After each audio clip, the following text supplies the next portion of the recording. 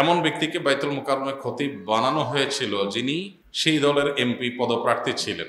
তার নামাজ পড়ানোকে কেন্দ্র করে আজ বাইতুল মুকাররমে মারামারির ঘটনা ঘটেছে। ইন্না লিল্লাহি ওয়া ইন্না ইলাইহি রাজিউন।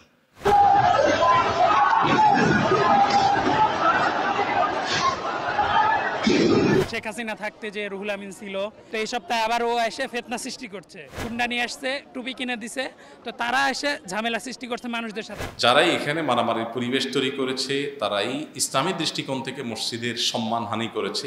যেখানে বিতর্ক আছে, যেটা নিয়ে এদেশে দ্বন্দ্ব আছে, চিরন্তন দ্বন্দ্ব এদেশে অব্যাহত। কোন একটা দল অনুসারী আমি খুল্লম খোলা সে দল অনুসরণ করেছি, অথচ আমি আবার সবার ইমামতি করতে চাই। যদি লোকজন সাথে নিয়ে এসে ক্যাডার নিয়ে এসে এনে মসজিদ দখল করলাম, খুবই লজ্জাজনক অধ্যায় এটা। আমার মনে হয় খুব নিকৃষ্ট একটা উদাহরণ তৈরি হলো বাংলাদেশে। এর সাথে যারা জড়িত আছে তাদের সবাইকে আইনের আওতায়, বিচারের আওতায় আনা উচিত। যে আল্লাহর ঘরের সম্মানহানি, জাতীয় মসজিদে বিশৃঙ্খলা সৃষ্টি, এটা কোনোভাবে গ্রহণযোগ্য হতে পারে না। এমন ব্যক্তিকে বাইতুল মুকাররমে খতিব বানানো হয়েছিল যিনি সেই দলের এমপি পদপ্রার্থী ছিলেন। তার নামাজ পড়ানোকে কেন্দ্র করে আজ বাইতুল মুকাররমে মারামারির ঘটনা ঘটেছে। ইন্না লিল্লাহি ওয়া ইন্না ইলাইহি রাজিউন। জাতীয় মসজিদে জোর করে খতিব হওয়া কি ইসলাম সমর্থন করে? ইন্না লিল্লাহ। নতুন সংবাদ, বাইতুল মুকাররমে যদি আজকে জুমার সময় মারামারি হয়ে থাকে, আমরা জানি না কি ঘটেছে, প্রশ্নকর্তা যদি নিশ্চিত হয়ে থাকেন, যদি এরকম ঘটনা ঘটে থাকে, তাহলে এটা হবে আমাদের জন্য খুবই লজ্জাজনক এবং খুবই দুঃখজনক একটি ব্যাপার। যারাই এখানে মারামারির পরিবেশ তৈরি করেছে তারাই ইসলামী দৃষ্টিকোণ থেকে মসজিদের সম্মানহানি করেছে, মসজিদের মর্যাদা নষ্ট করেছে। যদি কোনো ব্যক্তি ইমাম নিযুক্ত হন, তাহলে সেক্ষেত্রে তার নিজের যে ইমেজ, এটাকে পরিষ্কার রাখার দায়িত্ব তার। কারণ ইমাম এমন ব্যক্তি যাকে সবাই অনুসরণ করবে, অনুকরণ করবে।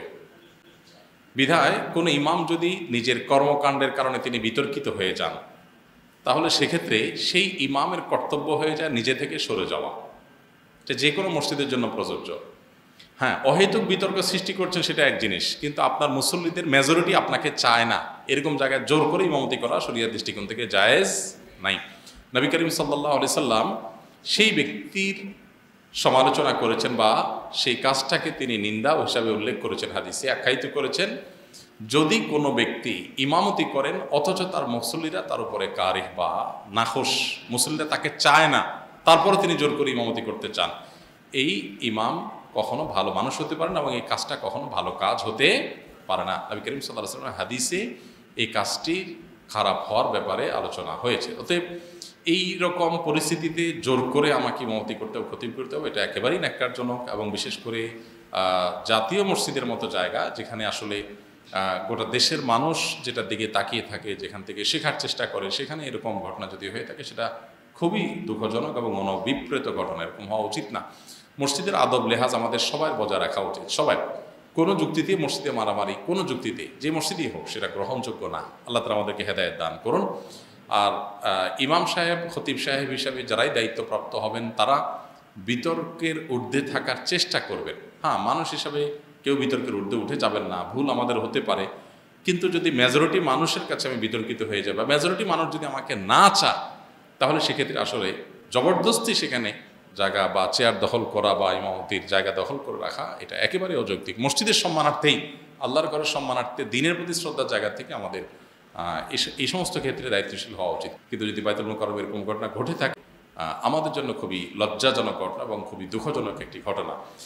কিছু কিছু মানুষ, কিছু কিছু পদ, এগুলোতে যদি আমরা সচেতন সতর্ক না হই, আমি যদি কোনো প্রচলিত রাজনৈতিক দলের কোনো একটা, যেখানে বিতর্ক আছে, যেটা নিয়ে এদেশে দ্বন্দ্ব আছে, চিরন্তন দ্বন্দ্ব এদেশে অব্যাহত, কোন একটা দল অনুসারী আমি খুল্লম খোলা সে দল অনুসরণ করেছি, অথচ আমি আবার সবার ইমামতি করতে চাই, তাহলে সেক্ষেত্রে মানুষজন যদি অন্তত সেটাকে ভালোভাবে না নেয়, তো আমি ব্যক্তিগতভাবে মনে করি যে এটা আসলে ধরে রাখা উচিত না। এখানে দায়িত্বশীলতার জায়গা আছে। আবার যদি লোকজন সাথে নিয়ে এসে, ক্যাডার নিয়ে এসে, অনেক মসজিদে এরকম হয় যে সাথে ক্যাডার নিয়ে আসলাম, এনে মসজিদ দখল করলাম, খুবই লজ্জাজনক অধ্যায় এটা।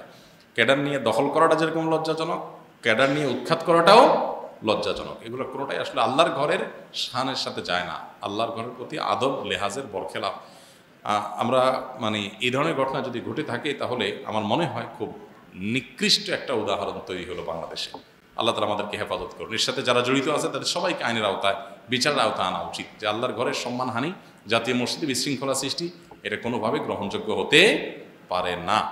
দলবল নিয়ে, আপনি লোকবল নিয়ে, ক্যাডার বাহিনী নিয়ে এসে মাস্তানি করবেন, এই মাস্তানির জায়গা অন্তত আল্লাহর ঘর না। আল্লাহর ঘরে এরকম মাস্তানি কোনোভাবে গ্রহণযোগ্য হতে পারে না। এর বিরুদ্ধে সর্বোচ্চ ব্যবস্থা গ্রহণ করা উচিত। আল্লাহ তাআলা আমাদেরকে হেদায়েত দান করুন।